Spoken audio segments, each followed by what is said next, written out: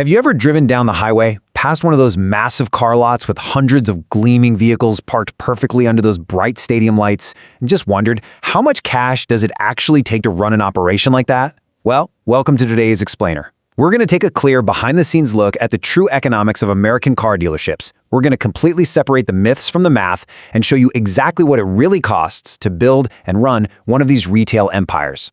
$5 million. And hey, notice that little plus sign there? Because $5 million is often just the starting line.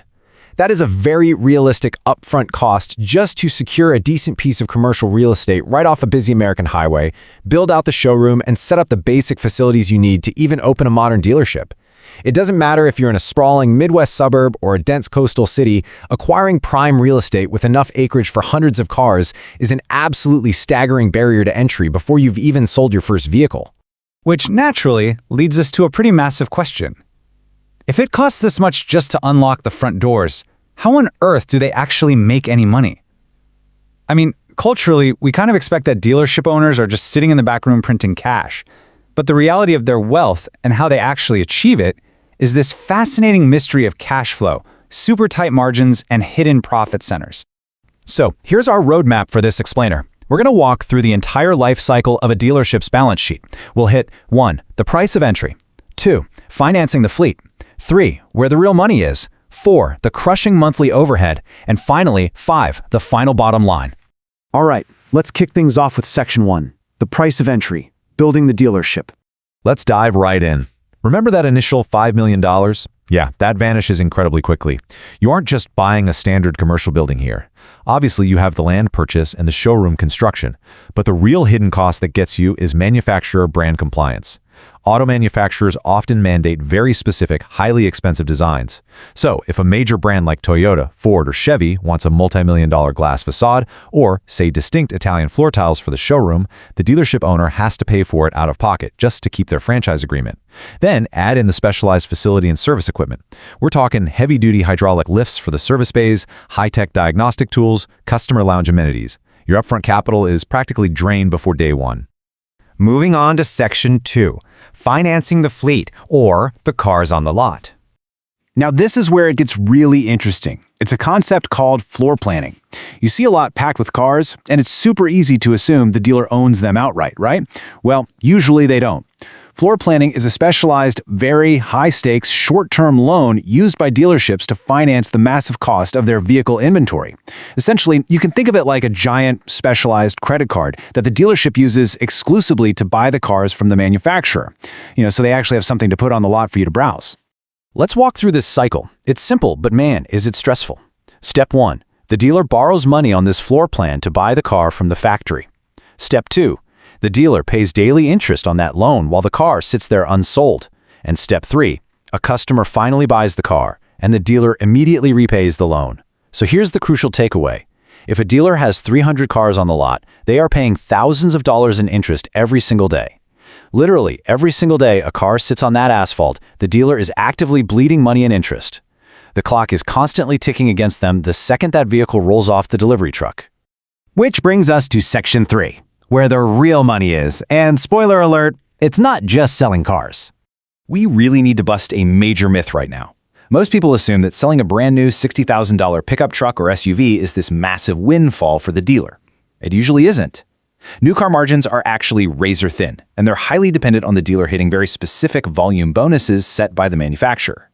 If they don't sell a certain number of cars by the end of the month, they might barely break even. Conversely, used car margins are significantly wider. The dealer controls the initial trade-in acquisition price, the reconditioning costs, and the final markup.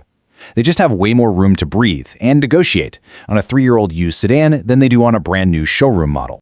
The true profit engines of a modern dealership aren't those shiny cars out front at all.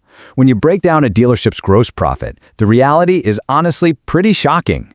Roughly 40% of gross profit comes from the service and parts bays out back. Another 25% comes from the financing and insurance office. Used cars make up a healthy chunk of the remainder, while new cars contribute a surprisingly tiny slice. For a lot of dealerships, that shiny new car showroom is practically a loss leader. It's really just a customer acquisition tool designed to get you into their incredibly lucrative service ecosystem, and of course, the finance office. And hey, this is exactly why you sit in that little office for an hour signing a mountain of paperwork when you buy a vehicle. Financing, warranties, and insurance, often called F&I in the business, turns a thin-margin car sale into a highly profitable transaction. When the finance manager is upselling auto loans, extended warranties, and gap insurance, they are drastically padding the dealer's bottom line. The profit margins on a paper warranty or a finance loan are just exponentially better than the margins on the actual metal of the car itself. All right, Section 4, the crushing monthly overhead, keeping the lights on. Just imagine the sheer volume of cash flowing right back out the door to keep this entire operation afloat. You've got a massive sales and admin payroll, complete with expensive employee healthcare benefits. You have to pay highly skilled master mechanics and a dedicated service staff. You have that relentless daily floor plan interest we just talked about. Plus, you've got massive local property taxes just for sitting on prime real estate, heavy commercial insurance to cover all those vehicles from hail or theft, and incredibly aggressive local advertising budgets across TV, radio, and digital channels. It is a high-stakes war of attrition that eats away at the gross profit long before the owner ever sees a dime.